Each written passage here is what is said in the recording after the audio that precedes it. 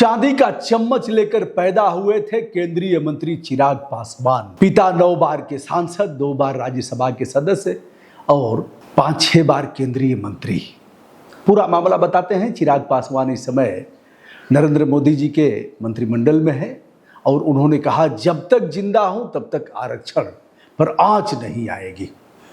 Supreme court ने हलफनामा मांगा था। उस हलफनामे की बात हम कर रहे हैं। चिराग पासवान से लेकर के हम बाबा की भी बात करते हैं।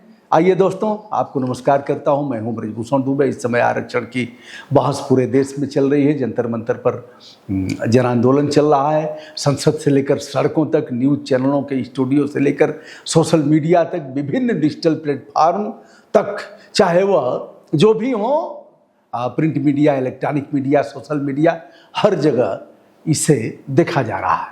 बस एक ही सवाल तैर रहा है, क्या आरक्षण का मकसद केवल सामाजिक प्रतिनिधित्व देना था या फिर एक समय के बाद आर्थिक और राजनीतिक रूप से पूरी तरह मजबूत हो चुके परिवारों को खुद आगे बढ़कर यह अधिकार छोड़ देना चाहिए। चिराग पासवान क्या खुल करके, सीना ठोंक करके यह कहेंगे कि हमारे पिता आधा दर्जन बार केंद्रीय मंत्री रहे, अटल बिहारी वाजपेयी जी से लेकर के मनमोहन सिंह, एच.डी. देवेगौड़ा से लेकर के नरेंद्र मोदी जी के कार्यकाल तक, अब हमें आरक्षण नहीं चाहिए। हमारे चाचा भी विभिन्न संवैधानिक पदों पर रहे और हमारे परिवार के लोग भी, हमारे अन्य, हम बताते हैं उसको, क्या सीना ठोंक करके चिराग पासवान कहेंगे कि अब हमें आरक्षण नहीं चाहिए। हमारा जो आरक्षण है अन्य पासवान को मिले, हमारा जो आरक्षण है दलित वर्ग के अन्य लोगों को चाहिए। ऊपर वाले ने हमको ठीक कर दिया। चिराग पासवान किसके बेटे हैं, मतलब माँ कौन है, इस पर भी हम बात करेंगे और आगे अन्य लोगों की भी बात करेंगे। चिराग पासवान की ही क्यों, अन्य लोगों की क्यों नहीं। इस श्रेणी में तमाम लोग हैं। कांग्रेस के खड़गे साहब भी हैं, समाजवादी पार्टी के रामजीलाल सुमन साहब भी हैं, सांसद अवधेश प्रसाद भी हैं। क्या अवधेश प्रसाद जी को आगे भी आरक्षण, अभी भी आरक्षण चाहिए? सवाल तो करना पड़ेगा। अवधेश पासी अगर छोड़ देंगे आरक्षण तो उनके समाज के अन्य लोगों को मिलेगा और जब तक गटक करके लेते रहेंगे तब तक। तो चांदी का चम्मच लेकर पैदा हुए थे, भले ही कहने के लिए दलित हैं, लेकिन जिस आभा मंडल में वह पैदा हुए थे, राजशाही ठाट बाट में पैदा हुए थे, चिराग पासवान मोदी जी के हनुमान हैं। इनका बयान लगातार सुर्खियों में है। चिराग पासवान साफ शब्दों में कह रहे हैं कि आरक्षण कोई खैरात या किसी के तरफ से दी गई दया नहीं है, बल्कि यह बाबा साहब भीमराव डॉक्टर अंबेडकर द्वारा संविधान के जरिए दिया गया एक पावन और संवैधानिक अधिकार है। उन्होंने हुंकार भरते हुए यहां तक कह दिया, जब तक वे जीवित हैं तब तक रामविलास पासवान का बेटा सरकार में मौजूद है, तब तक दुनिया की कोई भी ताकत संविधान और आरक्षण व्यवस्था को छू भी नहीं सकती। चिराग पासवान लगातार यह तर्क दे रहे हैं कि आज भी समाज में दलितों के साथ शादी विवाह में, मंदिरों में प्रवेश पर और राजनीतिक मंचों तक छुआछूत और मानसिक भेदभाव किया जाता है। चिराग बाबू, तुम जिस माँ से पैदा हो एक बार उसे भी देख लेना। तुम्हारे पिताजी जो दूसरी शादी किए थे, यानी जिससे आप पैदा हो, वह पंजाबी ब्राह्मण थी। तुम्हें तो गरीबी का तनिक भी एहसास नहीं हुआ। परमात्मा ने सब दिया है, क्या नहीं है तुम्हारे पास, लेकिन उसके बाद भी आरक्षण आरक्षण। चिराग अभी भी लेगा आरक्षण, रामविलास पासवान का बेटा अभी भी लेगा आरक्षण, बिना आरक्षण के जिंदा नहीं रह सकता। और बाबा कहेगा जब तक जिंदा हो, भाइयों बहनों, जब तक मैं जिंदा हूं, जब तक हमारे धमनियों में खून का एक एक कतरा जब तक प्रवाहित है, भाइयों बहनों, तब तक यह मोदी की गारंटी है कि देश से आरक्षण खत्म नहीं होगा। अब भेदभाव की बात कर रहे हैं। विभिन्न हिस्सों में दलित दूल्हों को घोड़ी पर चढ़ने से रोकने जैसी घटनाएं का हवाला देकर यह सिद्ध करने की कोशिश करते हैं कि सामाजिक भेदभाव आज भी खत्म नहीं हुआ है और इसीलिए आरक्षण में क्रीमी लेयर या कोटे के भीतर कोटा की अवधारणा को लगातार पुरजोर विरोध कर रहे हैं। चिराग पासवान, जब तक अपना आरक्षण नहीं छोड़ोगे, तुम्हारे जैसे लोग, तमाम केंद्रीय मंत्री, राज्यों के मिनिस्टर जो करोड़ों में खेल रहे हैं, जिन्हें दुनिया का सारा वैभव, धन संपत्ति सब कुछ प्राप्त है, अगर वह नहीं छोड़ेंगे तो घुरहु पासवान के यहाँ आरक्षण कैसे पहुंचेगा। हमारा प्रधान सेवक वोट की प्रत्याशा में पागल होकर इसे समझने के लिए तैयार नहीं है। वह जानता है कि निचले स्तर के लोगों का मानसिक स्तर अभी उस प्रकार उस पायदान पर नहीं पहुंचा है। यह लोग जब चाहेंगे इनके नेता तब धरना प्रदर्शन, घेराव और भारत बंद करवा देंगे। फिर प्रधान सेवक बोलेगा, भाइयों बहनों, जब तक मैं जिंदा हूं तब तक, क्योंकि मैं अति पिछड़े वर्ग से आता हूं। आइए दर्शकों, इसी तस्वीर के दूसरे पहलू को भी देखिए। सोशल मीडिया से लेकर मुख्य धारा के मीडिया में अब चिराग पासवान के इस रुख की बेहद तीखी और कठोर आलोचना भी हो रही है और उनके साथ भी लोग हैं। विश्लेषक और आम जनता सीधे तौर पर यह सवाल पूछ रही है कि आखिर चिराग पासवान और उनका परिवार किस आधार पर खुद को आज की आरक्षण के कतार में अपने को सबसे आगे क्यों खड़ा रखना चाहता है। जरा चिराग पासवान के पारिवारिक पृष्ठभूमि पर नजर डालिए।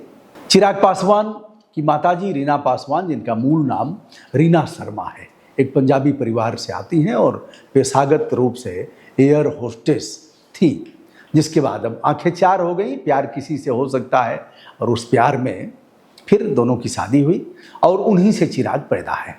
चिराग पासवान का जन्म और पूरा जीवन किसी अभाव में नहीं बल्कि लुटियंस दिल्ली की वीआईपी संस्कृति और तमाम अत्याधुनिक सुख सुविधाओं से के बीच बीता। आलोचक और विश्लेषक सीधे तौर पर प्रश्न उठाते हैं कि जो नेता जन्म से ही चांदी और सोने के चम्मच में चंदा मामा आरे आवा पारे आवा नदिया किनारे आवा, सोने की कटोरिया में दूध भात ले आवा, चिराग बाबू की मुहुआ में यही न है। कभी देखा गरीबी? चिराग कभी उनके बीच गए हो, देखे हो किस तरह से वह लोग जीवन यापन कर रहे हैं? कब पहुंचेगा उन तक आरक्षण अगर तुम्हारे जैसे लोग सीना ठोक करके? क्या तुम्हारा सीना इतना संकुचित है चिराग?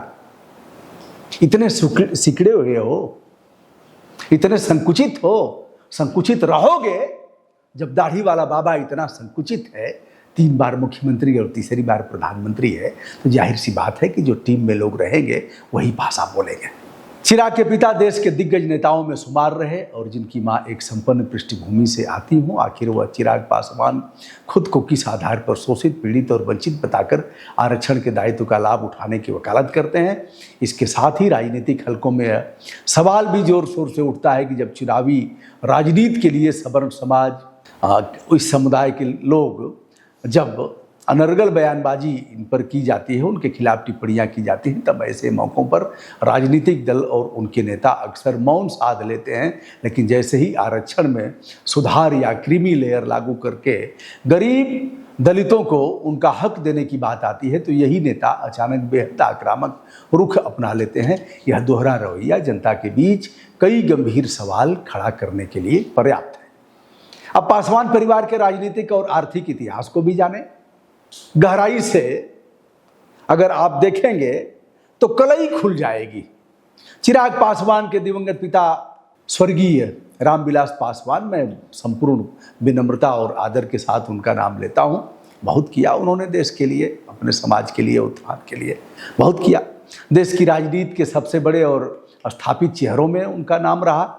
वे अपने जीवन काल में 9 बार लोकसभा सांसद, राज्यसभा के सदस्य 2 बार रहे और देश के 6 अलग अलग प्रधानमंत्रियों के मंत्रिमंडलों में कैबिनेट मंत्री के रूप में सत्ता के सर्वोच्च शिखर पर काबिज रहे, जिसमें रेल मंत्रालय है, संचार है, ऐसे ऐसे विभागों को उन्होंने संभाला। इस परिवार से कुल 5 सदस्य संसद और विधानसभा के सदनों तक पहुँचे हैं, चाहे वे रामविलास पासवान के सगे भाई पशुपति पारस हों, स्वर्गीय रामचंद्र पासवान हों, खुद चिराग पासवान हों या उनके चचेरे भाई प्रिंस राज हों।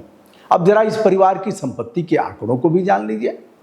जो आरक्षण की बात कह रहा है वह कितना धनवान है और कितने लोग परिवार में सांसद और मिनिस्टर रहे, इसको भी आपने जान लिया। आइए संपत्ति पर भी हम। चुनावी हलफनामों और मीडिया रिपोर्ट के मुताबिक खुद चिराग पासवान के पास ही करोड़ों रुपए की घोषित चल संपत्ति है, जिसमें पटना के पास इलाके में आलीशान मकान और महंगी गाड़ियों का काफिला, शामिल है। उनके पिता रामविलास पासवान अपने पीछे करोड़ों की संपत्तियां छोड़ गए हैं। इसके अलावा बिहार के खगड़िया, दरभंगा और पटना जिलों में फैले इस संयुक्त परिवार की पुश्तैनी और व्यावसायिक जमीनों की बात करें तो इसके अनुसार इनके पास लगभग 90 से 140 बीघा जमीन है। इतनी संपत्ति का धारक और आरक्षण लेगा, अभी मानेगा नहीं। आप जरा ठंडे दिमाग से सोचिए और आरक्षण की संवैधानिक सीमाओं के गणित को समझिए तो हमारे देश के संविधान और अदालत के नियमों के तहत आरक्षण की एक तय सीमा है। राष्ट्रीय स्तर पर अनुसूचित जाति यानी एससी वर्ग के लिए 15% और अनुसूचित जनजाति एसटी वर्ग के लिए 7.5% आरक्षण का दायरा तय है। राज्यों में भी यह सीमा सीमित रखी गई है।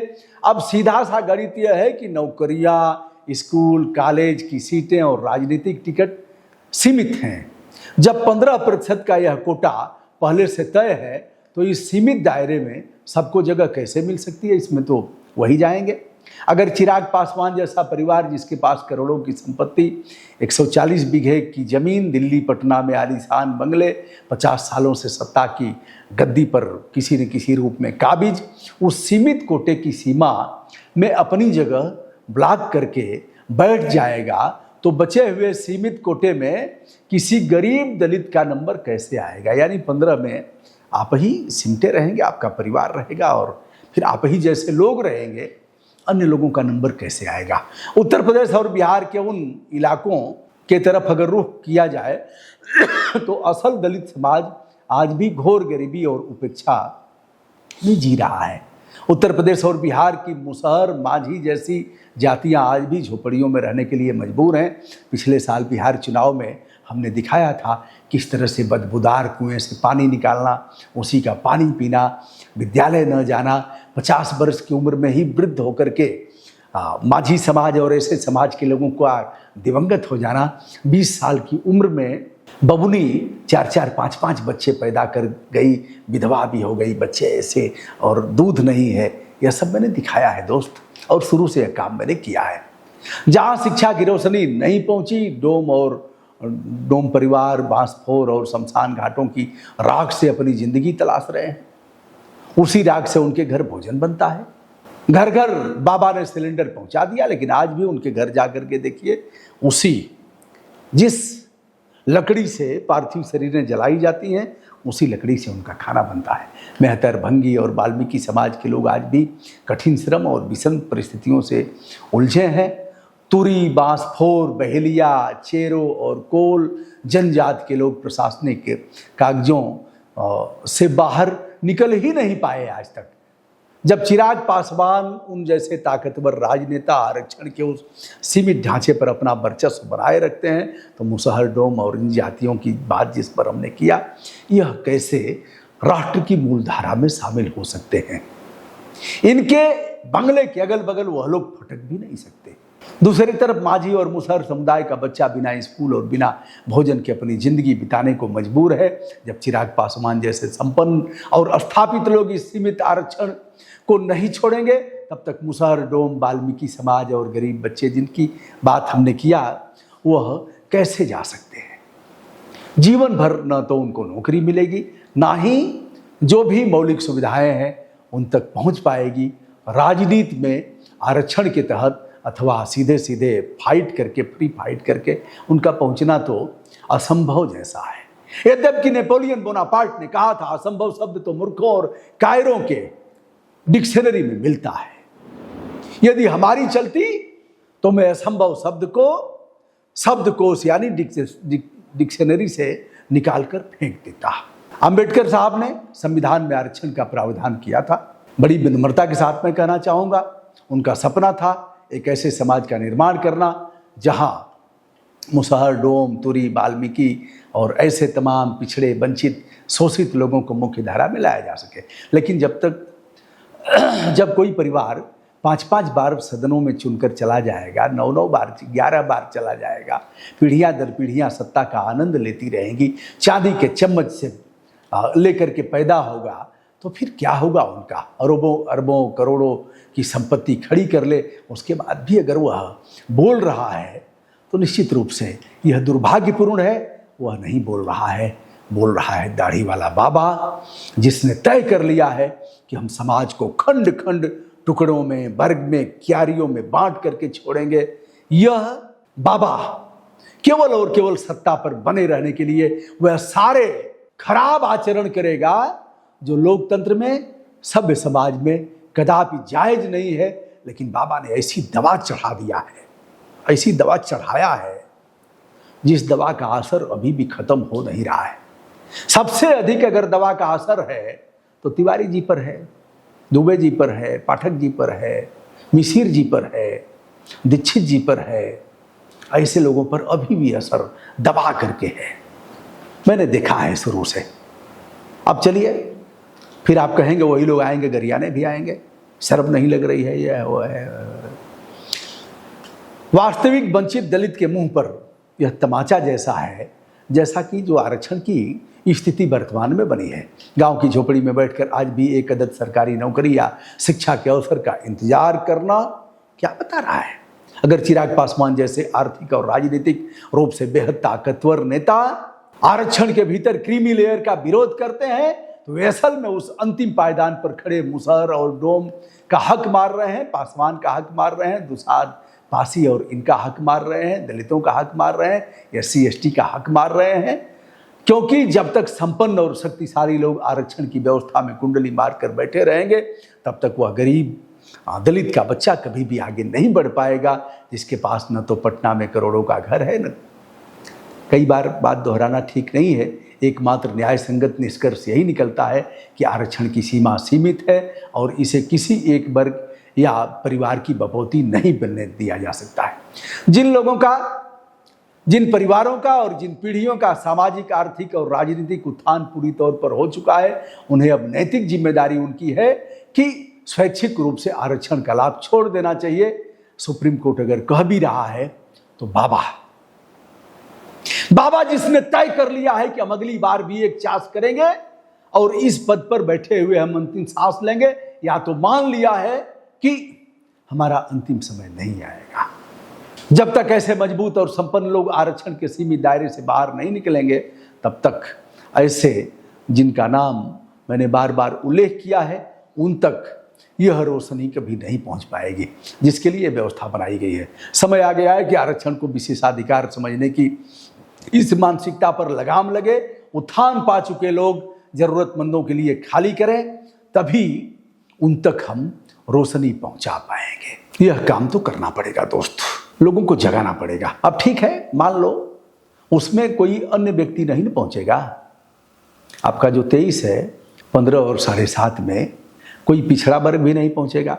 सामान्य के पहुंचने का सवाल ही नहीं है, आप ही को न रहना है। और जो सामान्य का है 50%, उसमें आप अपनी प्रतिभा, दक्षता और आप हॉस्टल में रह रहे हैं, चढ़ करके लीजिए ना, इनके सीना पर चढ़ करके लीजिए।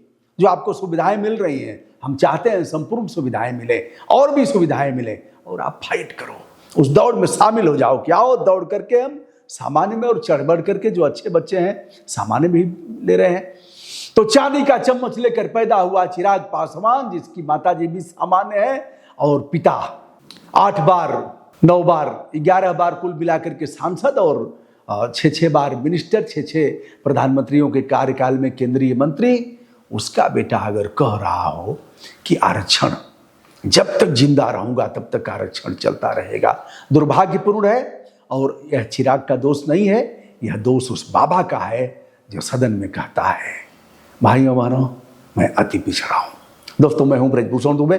संपूर्ण आदर के साथ हमारा प्रणाम आप सभी तक निवेदित है। मैं चाहूँगा आप कमेंट करें इस पर, शुद्ध भाव से, किसी दुर्भावना से ग्रसित होकर के न करें। और मनुष्य का जीवन बार बार नहीं मिल रहा है, स्वस्थ चिंतन करें और स्वस्थ अभिव्यक्ति हमारी यह देश के लिए कारगर सिद्ध होगी। मैं चाहूँगा यदि हमारा वीडियो अच्छा लगता हो तो आपका कमेंट जरूर आए, और अगर हम कुछ गलत कर रहे हों तो आपका मार्गदर्शन हमें प्राप्त हो। आप हमें टोकिए, रोकिए, बताइए, समझाइए, लेकिन गरियाइएगा मत। प्रणाम।